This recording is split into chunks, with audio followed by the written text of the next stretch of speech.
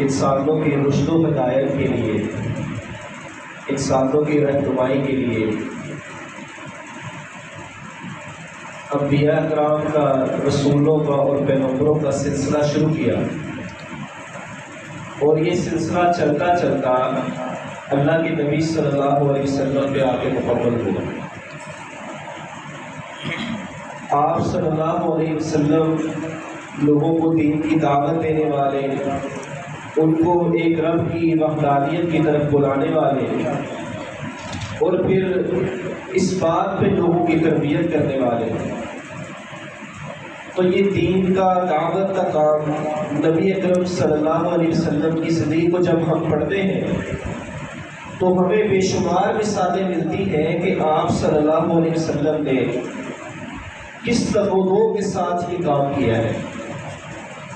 آپ مکہ کی زندگی اٹھا کے دیکھ لیں تو نبی صلی اللہ علیہ وسلم دن رات ایک کر رہے ہیں، لوگوں کے گھروں پہ جا جا کے لوگوں کو دین کی دعوت دے رہے ہیں، نہ گرمی دیکھی نہ سردی دیکھی،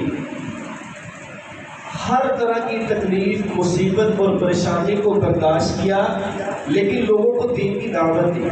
حتیٰ کہ مکہ کے اندر میلے لگا کرتے تھے، آپ صلی اللہ علیہ وسلم میلوں میں جایا کرتے اور لوگوں کو دین کی دعوت دیا کرتے۔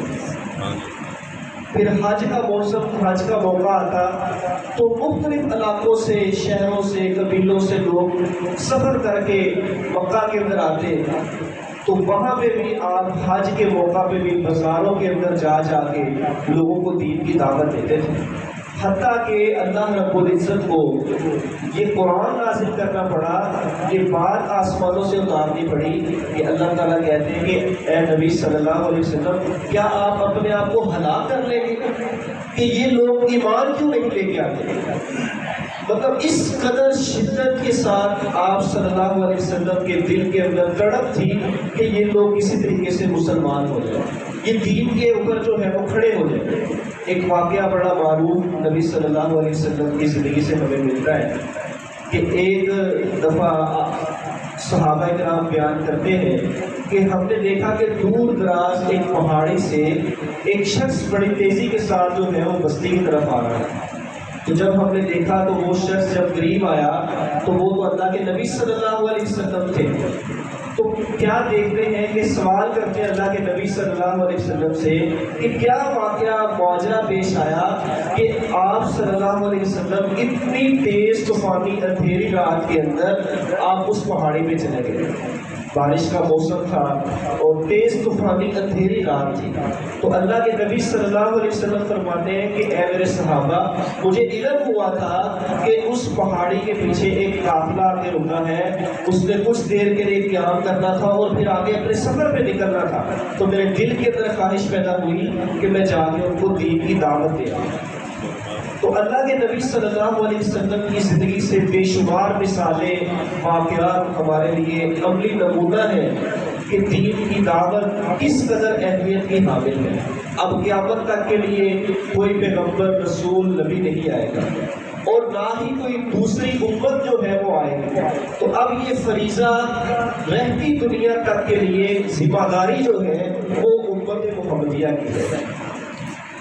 جو کلمہ پڑھنے والا مسلمان ہے اس کی ذمہ داری ہے کہ وہ اپنے معاشرے میں، اپنے حلقہ احباب میں دعوت کا، دین کا، لوگوں کی تربیت کا، معاشرے کے اندر معاشرتی زندگی کیسے گزارتے ہیں اس کے اوپر کام کرے۔ اللہ تعالیٰ قرآن مجید کے اندر بیان فرماتے ہیں کہ کنتم خیر امۃ اخرجت للناس، کہ تم بہترین لوگ ہو، بہترین امت ہو۔ وجہ کیا ہے؟ تمہیں تو انسانوں کے لیے نکالا ہے۔ آج ہمارا مسئلہ یہ ہے کہ ہم 4-6 گھر کے جو افراد ہیں ان کی زندگی کو پالنے کے لیے جو ہے وہ صرف زندگی بسر کر رہے ہیں، اس سے باہر نکل کر ہماری زندگی کا کوئی مقصد ہی نہیں رہا، اور نہ ہی ہماری یہ سوچ بنی کہ ہم نے امت کے لیے اور انسانوں کے لیے کوئی کام کرنا ہے۔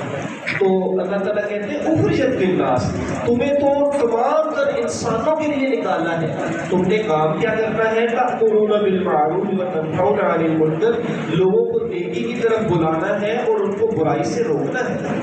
تو یہ ہم سب کی ذمہ داری ہے، ہم یہ کام کریں۔ ہمارا یہ معاشرہ مسلمانوں کا معاشرہ ہے، پاکستان کے اندر تقریباً 99% سے بھی زیادہ مسلمان ہیں، تو یہ معاشرہ ہمارا مسلمانوں کا معاشرہ ہے۔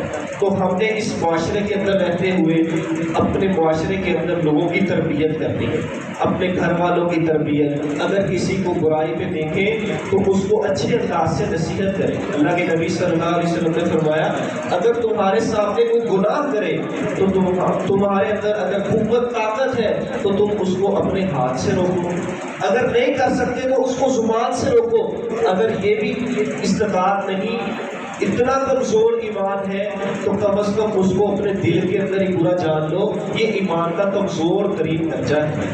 تو محترم بھائیوں، آج ہم اپنی کیفیت دیکھ لیں کہ میرے سامنے میرا بچہ ہے، میرے گھر کے اندر میرے گھر کے افراد ہیں، میرا جن کے ساتھ اٹھنا بیٹھنا ہے، دوست احباب ہے، میرے سامنے وہ گناہ کا برائی کا کام کرتے ہیں، کیا میرے دل کے اندر کبھی کھٹکا بھی پیدا ہوا کہ میں نے ان کو جو ہے وہ برائی سے روکنا ہے؟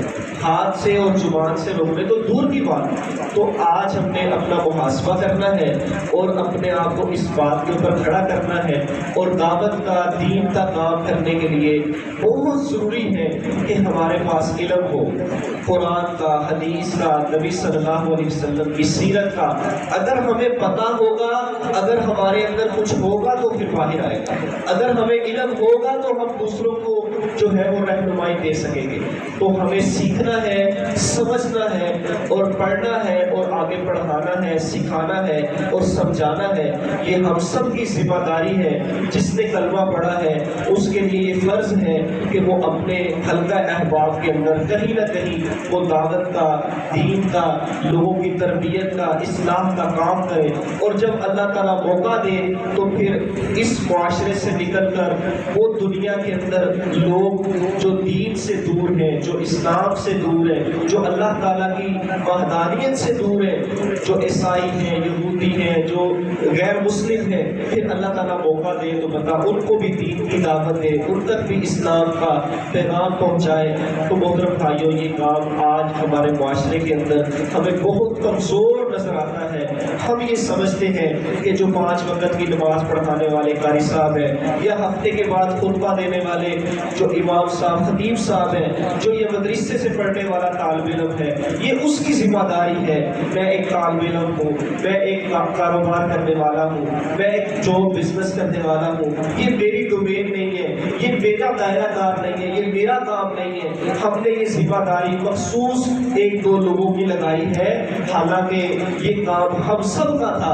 آج ہمارے معاشرے کے اندر گناہ اور برائی بڑھنے کی وجہ یہ ہے کہ ہم نے دعوت کا، دین کا، لوگوں کی تربیت کا، اصلاح کا اپنے گھر کے اندر، چار دیواری کے اندر، اپنے دوست احباب کی محفلوں کے اندر، اپنے کاروباری حلقہ احباب کے اندر، اپنے بازاروں کے اندر ہم نے اس دعوت کے کام کو کمزور کر لیا، اور آج ہمیں نیکی جو ہے وہ کم ہوتی ہوئی دکھائی دیتی ہے اور برائی بڑھتی ہوئی نظر آتی ہے۔